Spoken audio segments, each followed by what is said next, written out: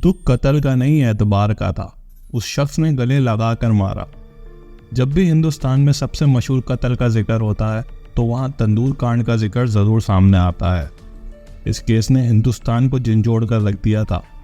कोई भी शख्स रेस्टोरेंट जाता था तो तंदूर देखकर उसके दिमाग में ज़रूर ये हादसा आ जाया करता था। गुस्सा हमेशा बेवकूफ़ी से शुरू होता है और शर्मिंदगी पे ख़त्म होता है। इस केस में भी कुछ ऐसा ही हुआ था। दुनिया तंदूर केस को नैना सानी मर्डर केस के नाम से भी जानती है। वैसे अगर देखा जाए तो इस केस की मशहूर होने की वजह कत्ल नहीं बल्कि कत्ल के बाद लाश को ठिकाने लगाने का एक खौफनाक तरीका था, जिसको सुनकर किसी भी इंसान का कलेजा मुंह को आ जाए। इस केस में कत्ल की वजह भी दिलचस्प थी। आखिर तक जुड़े रहेगा सब हकीकत सुनने के लिए। सबसे बड़ी बात, जिसने कत्ल किया वो अब आज़ाद है। अगर आखिर तक जुड़े रहे तो देख पाएंगे अभी कातिल कैसी ज़िंदगी गुजार रहा है। उससे भी बड़ी बात, अगर अभी तक आपने हमारे चैनल को सब्सक्राइब नहीं किया तो अभी सब्सक्राइब करके बेल आइकन दबा दीजिए। तो चलिए अब सच्ची क्राइम की कहानी का आगाज़ करते हैं। तारीख 2 जुलाई 1995, रात के तकरीबन 11 बज रहे थे। दिल्ली पुलिस के 2 जवान कांस्टेबल अब्दुल नज़ीर और होमगार्ड चंद्रपॉल दिल्ली के सबसे रौनक वाले इलाके जिसका नाम चनापत था, वहां पर गश्त पर निकले हुए थे। गश्त के वक्त इनकी नज़र एक औरत पर पड़ी जो जोर जोर से आग आग आग चिल्ला रही थी। ये औरत वहीं करीबी सब्जी बाजार में काम किया करती थी। जब औरत की आवाज़ सुनकर ये दोनों कांस्टेबल उसकी तरफ भागे तो उन्होंने देखा इलाके के मशहूर होटल अशोक यात्री निवास से आग भड़क रही है। आग के ऊंचे ऊंचे अंगारे आसमान को छू रहे थे। कांस्टेबल अब्दुल नज़ीर ने फौरन आग लगने की खबर फायर ब्रिगेड को दे दी और खुद अपने साथी के साथ भागकर होटल अशोक यात्री निवास के दरवाजे के करीब पहुंच गए।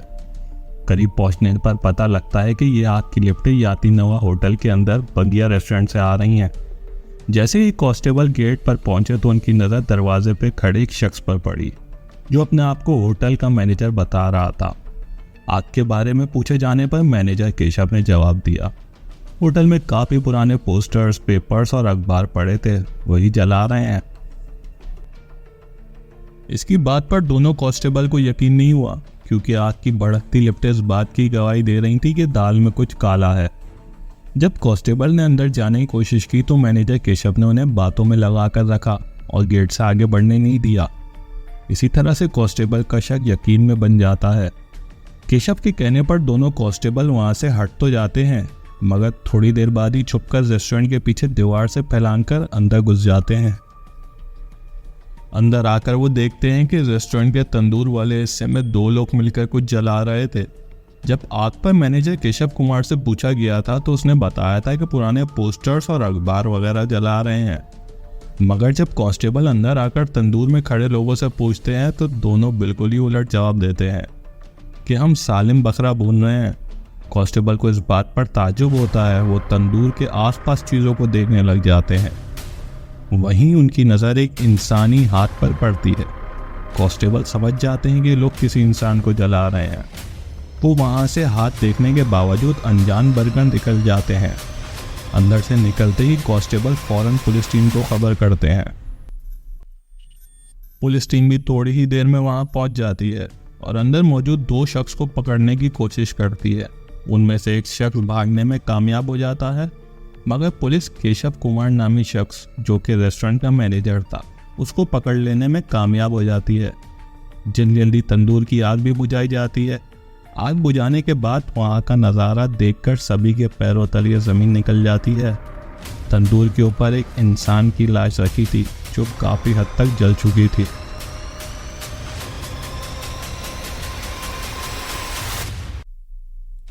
उसका चेहरा पहचानना मुमकिन तो ना था मगर उसके चपड़े से अंदाज़ा हो जाता है कि ये किसी औरत की लाश है। अब पुलिस वाले गिरफ्तार करके केशव कुमार से पूछताछ शुरू करते हैं तो हिला देने वाली बातें सामने आती हैं। केशव बताता है कि वो इस रेस्टोरेंट का मैनेजर है और तंदूर में पड़ी लाश वो रेस्टोरेंट के मालिक सुशील शर्मा की बेगम नैना साहनी की है। जब पुलिस मौके से फरार हुए दूसरे शख्स के बारे में पूछती है तो केशव बताता है कि फरार होने वाला शख्स कोई और नहीं बल्कि खुद सुशील शर्मा था। जब पुलिस सुशील शर्मा के बारे में पूछताछ करती है तो पता चलता है कि वो दिल्ली की पॉलिटिक्स में एक नामवर चेहरा था। दरअसल सुशील शर्मा कांग्रेस पार्टी से ताल्लुक रखता था और अपनी जवानी में दिल्ली यूथ कांग्रेस का मेंबर भी था। नैना सानी भी किसी जमाने में कांग्रेस पार्टी से जुड़ी थी। अब पुलिस सुशील शर्मा की तलाश में लग जाती है और इधर ये खबर मीडिया के जरिए आग की तरह फैल जाती है कि एक औरत का कत्ल किया गया है, फिर उसे टुकड़ों में काट कर तंदूर में जलाया गया है। हर कोई गुस्से में था भारत में, क्योंकि मुलजिम सुशील शर्मा कानून की गिरफ्त से फरार था। पुलिस भी हर हाल में सुशील को गिरफ्तार करना चाहती थी, मगर सुशील था कि पुलिस के हाथ आ ही नहीं रहा था। सुशील को फरार हुए 1 हफ्ता हो गया था। इसी बीच मीडिया में एक उड़ती खबर आती है कि पुलिस सुशील शर्मा का एनकाउंटर करने का प्लान कर रही है।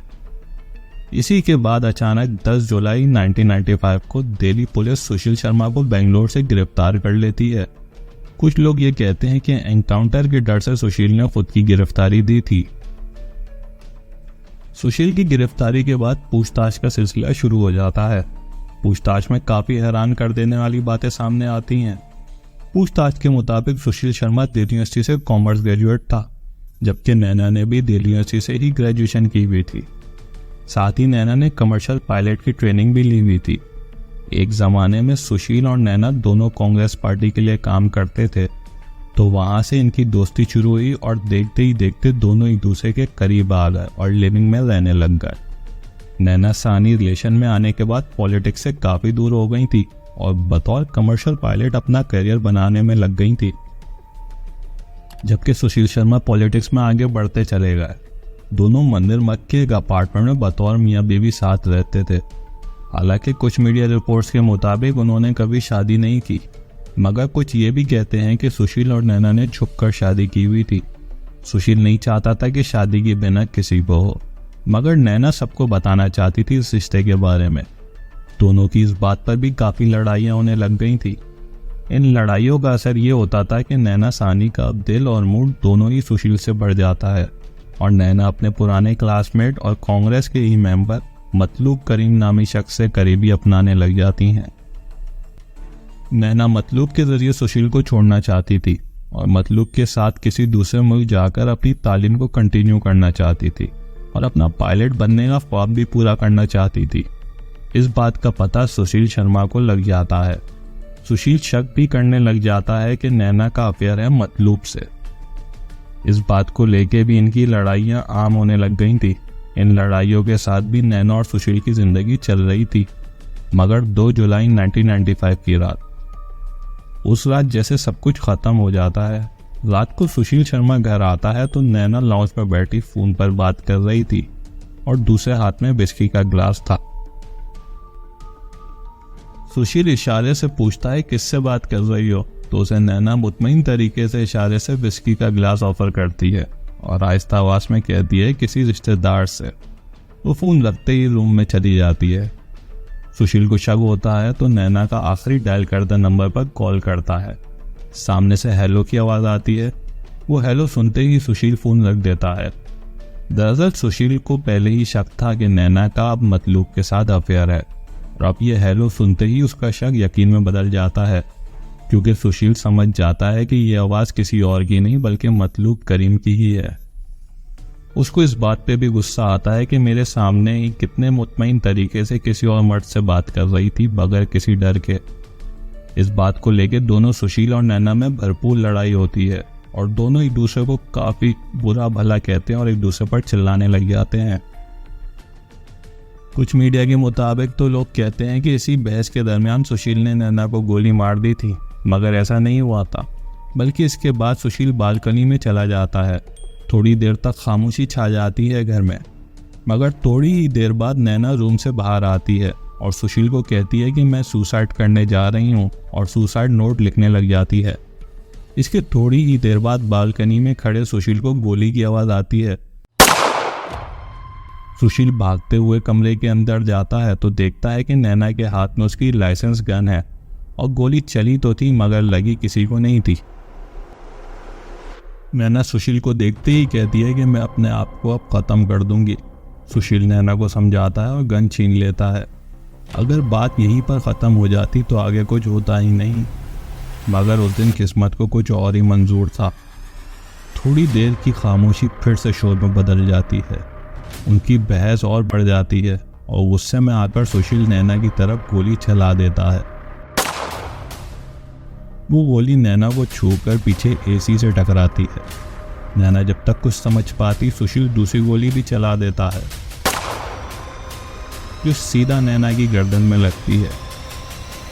तीसरी गोली चलती और जो सीधा नैना के सर में जाकर लगती है। नैना 3 गोलियां खाने के बाद जमीन में गिर जाती है। पूरा कमरा लहूलुहान हो जाता है।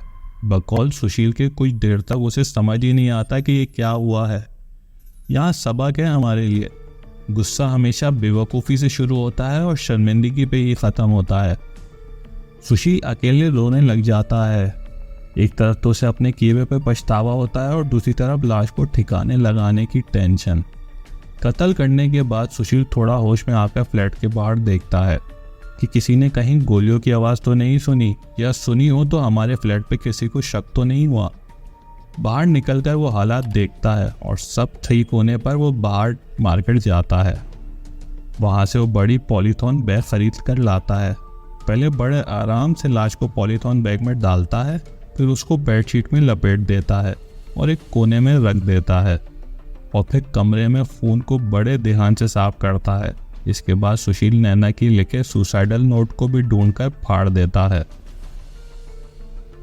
हालांकि बाद में पुलिस इस सुसाइडल नोट को बरामद कर लेती है। सुसाइडल नोट के एंड में लिखा था कि मेरी ख्वाहिश है कि मेरे मरने के बाद आखिरी रस्में सुशील ही करें। खैर, पूरे कमरे को अच्छी तरह साफ करने के बाद सुशील रात के अंधेरे में अपनी कार को ठीक दरवाजे के सामने लगाता है और लाश को बाहर लाता है। नैना की लाश का वजन बहुत होता है, इसलिए सुशील उसको उठा नहीं पाता, तो आहिस्ता आहिस्ता घसीट कर किसी तरह अपनी गाड़ी मारुति 800 में रख देता है और वहाँ से निकल जाता है। लाश को रखने के बाद सुशील ने गाड़ी चला तो ली थी, मगर उसे समझ कुछ नहीं आ रहा था कहाँ जाए। वो पहले ऐसी सुनसान जगह ढूंढ रहा था जहाँ लाश को दफना सके। नहीं मिली तो उसके जहन में आता है क्यों ना नदी में फेंक दिया जाए। ये सोचकर सुशील दिल्ली में नदी के ऊपर पुल पे चला जाता है। प्लान ये था कि पुल के ऊपर से लाश सीधा नदी में फेंक दूं, मगर जिस वक्त वो वहाँ गया वहाँ पुल पर हलचल बहुत थी। वो प्लान छोड़कर सुशील एक नया प्लान बनाता है और सीधा अपने होटल की तरफ चला जाता है। होटल जाकर वो अपने मैनेजर केशव कुमार को कहता है कि होटल खाली करवाओ, जितने भी लोग हैं उन्हें कहो कि खाना ख़त्म हो गया है और बाकी स्टाफ को भी बाहर जाकर खाने का कह दो। जिस पर मैनेजर बोलता है कि सर अभी तो काफ़ी खाना बाकी है। सुशील कहता है जितना कहा है उतना करो। ये सुनते ही मैनेजर सबको बोल देता है कि खाना ख़त्म हो गया है। ये बोलकर सारे कस्टमर्स को भेज दिया था और स्टाफ को भी 25-25 रुपये देकर बाहर खाना खाने भेज देते हैं। अब रेस्टोरेंट में सिर्फ 2 लोग बचते हैं, सुशील और रेस्टोरेंट का मैनेजर केशव। सुशील अपने मैनेजर को बताता है कि मुझसे बहुत बड़ी गलती हो गई है, मैंने अपनी बीवी का कत्ल गुस्से में आकर कर दिया है। अब इस लाश को ठिकाने लगाना है, इसमें मेरी मदद करो। मगर केशव बिल्कुल मना कर देता है कि मैं ऐसा कोई काम नहीं करूँगा जो कानून के खिलाफ हो। मगर किसी तरह सुशील उसको पैसों की लालच देकर मना लेता है और इसके बाद एक खौफनाक खेल की शुरुआत होती है। अभी रेस्टोरेंट में तंदूर की रोटी बनी थी, इसकी वजह से तंदूर जल रहा था। ये दोनों बड़ी होशियारी से नैना की लाश को गाड़ी से उतार कर लाते हैं और जलते तंदूर के ऊपर रख देते हैं। लाश वहीं पड़ी रहती है क्योंकि तंदूर की मामूली सी आग लाश का कुछ बिगाड़ नहीं पा रही थी। इसके बाद सुशील केशव को अंदर स्टोर से पुरानी रद्दी लाने को कहता है। रद्दी की मदद से आग थोड़ी बहुत भड़कती है और लाश जलना भी शुरू हो जाती है, मगर ये आग भी इतनी तेज नहीं थी कि नैना की लाश को पूरी तरीके से जला सके। तो सुशील किचन से बटर लाने का कहता है। एक के बाद एक 4 बटर के पैकेट डाले जाते हैं और लाश बड़ी आसानी से जलने लगती है। बटर के साथ साथ पुराने रद्दी के पेपर भी डाले जाते हैं। अब आग लगाने के चक्कर में ये लोग इतने अंधे हो जाते हैं कि ये देखते ही नहीं कि आग का धुआं किस कदर फैल चुका था। आग के अंगारे और धुआं रेस्टोरेंट की छत से बाहर निकल रहा था, जो कि एक औरत ने देखा और पुलिस वालों को बताया। ये पूरा मामला ऐसे शुरू हुआ था। सुशील शर्मा के मुताबिक रेस्टोरेंट में पुलिस के आते ही वो वहां से भागकर दिल्ली के गुजरात भवन में अपने एक आईएएस दोस्त के पास चला गया था। उस दोस्त को बिना कुछ बताए बहाना करके वो उस रात वहीं रुका और फिर अगले ही दिन जयपुर के लिए निकल जाता है। जयपुर से भागकर मुंबई जाता है और अपना सर मुंडवा लेता है।